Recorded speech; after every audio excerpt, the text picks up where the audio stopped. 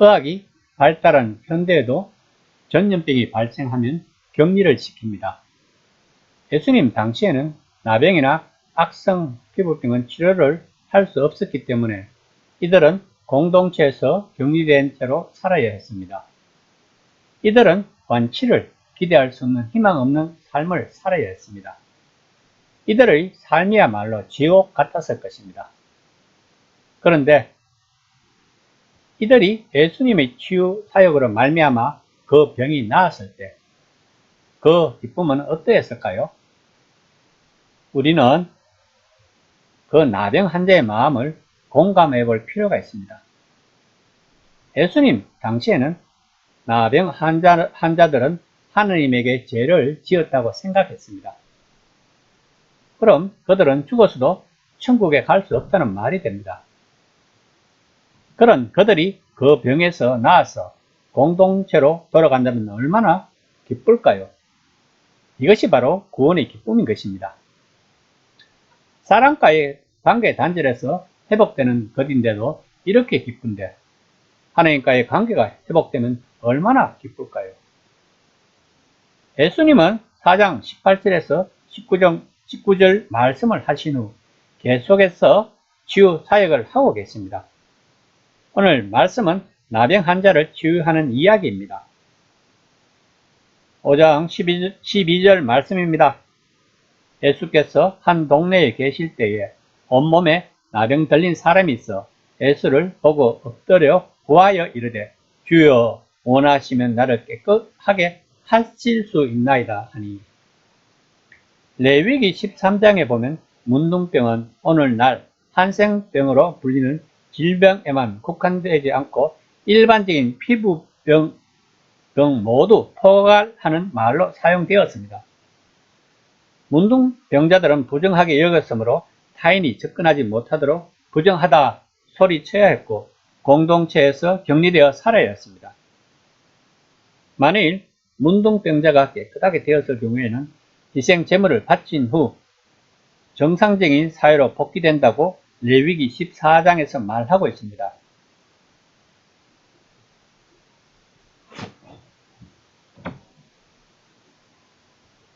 이 당시 문둥병은 하나님에게 죄를 지었기 때문이라고 생각해서 이 병은 하나님만이 치유를 할 수 있다고 생각했습니다.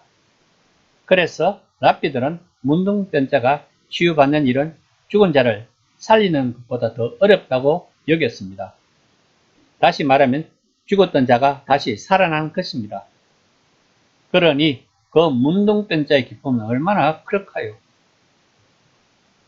다시 가족의 품으로 돌아갈 수 있는 것입니다. 이것이 구원의 기쁨입니다. 14절 말씀입니다. 예수께서 그를 경고하시되 아무에게도 이르지 말고 가서 제사장에게 내 몸을 보이고 또 내가 깨끗하게 됨으로 인하여 모세가 명한 대로 예물을 드려 그들에게 입증하라 하셨더니 예수님은 왜 아무에게도 이르지 말라고 했을까요? 아마도 예수님의 이런 기적적 행동들을 보고 급진적 민족주의자들이 예수님을 정치적인 메시아로 내세우는 것을 방지하시기 위함인 것 같습니다. 예수님의 제자들 또한 예수님을 이스라엘을 로마의 압제에서 구원해줄 메시아로 생각하고 있었다는 것을 우리는 잘 알고 있습니다. 깨끗함을 받은 문둥병자가 자기 몸을 제사장에 보이는 것은 레위기 4장에 규정된 의식을 따르는 것입니다. 그러나 여기에는 더 깊은 의미가 있습니다.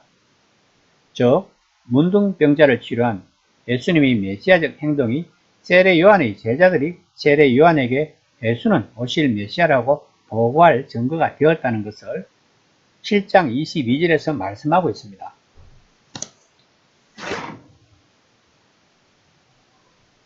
(5장) 15절에서 16절까지 말씀입니다. 예수의 소문이 더욱 퍼지매 수많은 무리가 말씀을 듣고 자기 병도 고침을 받고자 하여 모여오되 예수는 물러가서 한적한 곳에서 기도하시니라. 예수의 한 구령에도 불구하고 예수의 소문은 널리 퍼졌습니다. 이 당시 완치가 불가능한 병이 얼마나 많았을까요? 이들에게는 예수님이 한 줄기 빛이었을 것입니다. 다시 말하면 이들에게 예수님은 복음, 즉 굿뉴스인 것입니다. 누가는 말씀도 듣고 자기 병도 나음을 얻고자 몰려왔다고 강조함으로써 예수님의 말씀 선포를 치유 사역보다 더욱 중요하게 여겼던 것입니다. 그런데 예수님은 어떤 말씀을 선포했을까요? 마가복음 1장 15절 말씀입니다. 이르시되 때가 찼고 하나님 나라가 가까워왔으니 회개하고 복음을 믿으라 하시더라. 이 말씀의 뜻은 무엇일까요? 하나님과의 관계를 회복하자는 것이 아닐까요? 예수님은 왜 기회만 있으면 한적한 곳에서 기도를 했을까? 또 무엇을 위해 기도를 했을까?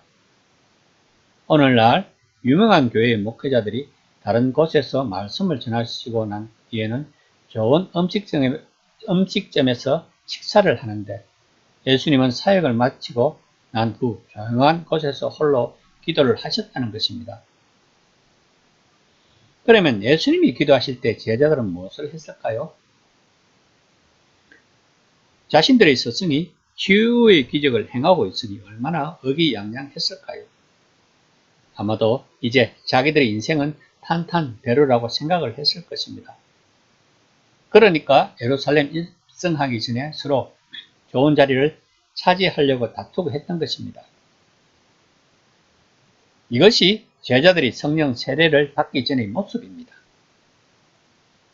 예수님은 아무리 바빠도 기도 생활을 멈추시지 않았습니다. 기도는 하나님과의 사귐입니다. 다시 말하면 하나님과의 관계 회복인 것입니다. 예수님이 사역을 마친 후 한적한 곳에서 기도함으로써 이 사역은 하나님의 은혜로 한다는 것을 이야기하고 있는 것입니다. 다시 말하면 하나님께 영광을 돌리고 있는 것입니다. 사역을 하면서 많은 목회자들은 초심을 이런 것을 볼 수 있습니다. 그 결과 많은 무리를 일으키고 있는 현실입니다. 왜 그럴까요? 바쁘다는 핑계로 기도 생활을 게을리해서 그럴까요? 예수님이 하시는 기도는 형식적인 기도가 아닐 것입니다. 하나님과의 깊은 교제, 그리고 하나님의 임재, 그리고 하나님과의 사귐, 이런 기도가 아닐까요? 이 시간에 생각해 봅시다. 나는 나병 환자가 병고침을 받은 기쁨을 느껴봤는지, 그 구원의 기쁨이 지금도 있는지를